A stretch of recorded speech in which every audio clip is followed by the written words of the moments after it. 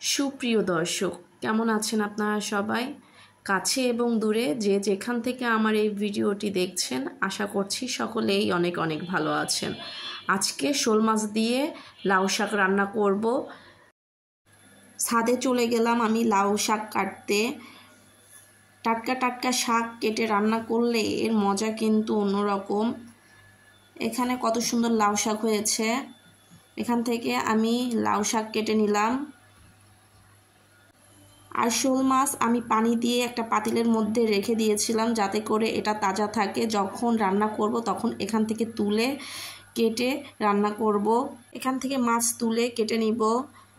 চুলাতে একটা কড়াই বসিয়ে দিয়ে এর মধ্যে দিয়ে দিব বড় চামচের 3 চামচ পেঁয়াজ বাটা, দিয়ে দিচ্ছি হাফ চামচ রসুন বাটা, দিয়ে দিব হাফ চামচ জিরা বাটা, দিয়ে দিচ্ছি 1 চা চামচ ধনিয়া গুঁড়া, দিয়ে দিব স্বাদ মতন লবণ,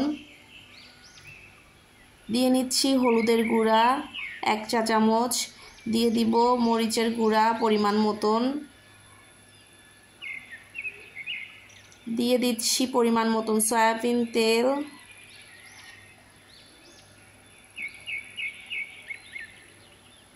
মশলাটাকে নেড়েচেড়ে ভালোভাবে কষিয়ে নিতে হবে।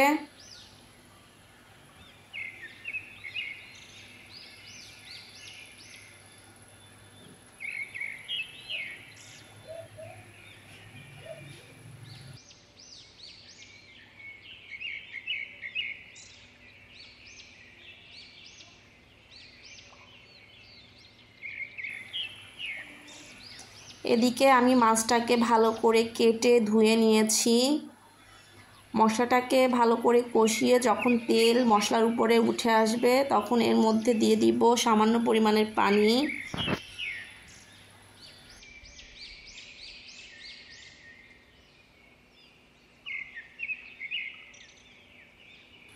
কেটে ধুয়ে রাখা শোল মাছ আমি এর মধ্যে দিয়ে দিচ্ছি। মাছটাকে আমি মশলার সাথে খুব ভালো করে কষিয়ে নিব।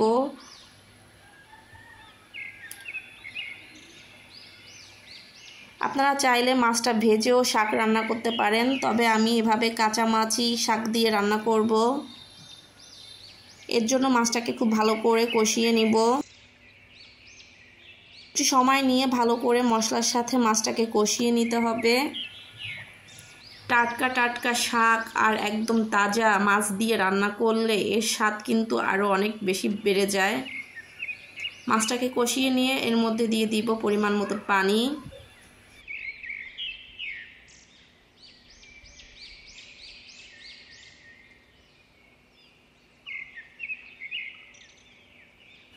এখন এর মধ্যে আমি দিয়ে দিচ্ছি শাকটাকে ভালো করে কেটে ধুয়ে পরিষ্কার করে নিয়েছি।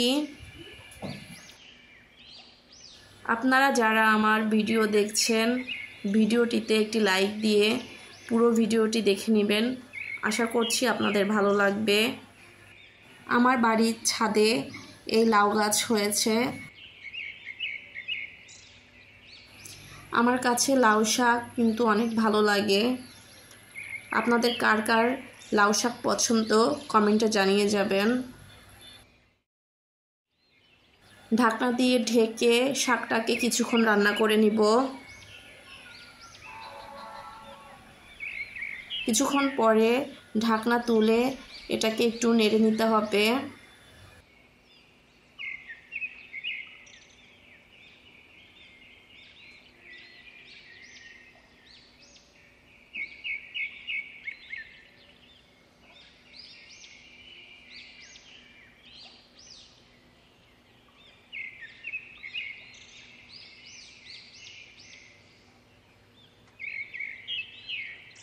নেড়ে নিয়ে ঢাকনা দিয়ে ঢেকে আবার এটাকে রান্না করব।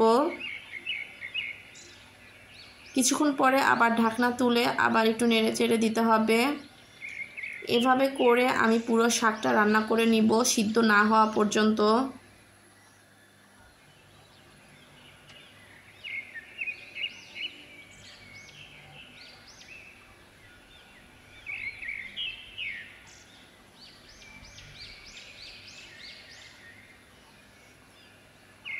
শাকটা সিদ্ধ না হওয়া পর্যন্ত এভাবে বারবার ঢাকনা দিয়ে ঢেকে রান্না করে নিতে হবে।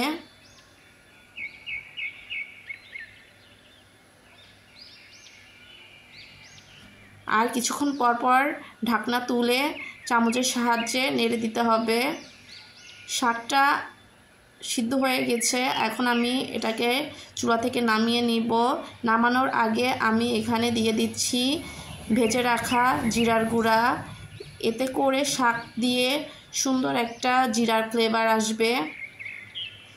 আপনারা নামানোর আগে অবশ্যই জিরার গুঁড়া দিয়ে তারপরে নামাবেন। ভাজা জিরার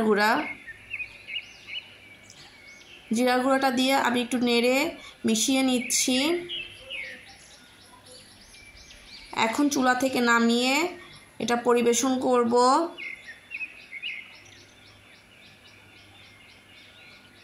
আজকের রেসিপিটি আপনাদের কাছে কেমন লেগেছে কমেন্টে জানিয়ে যাবেন।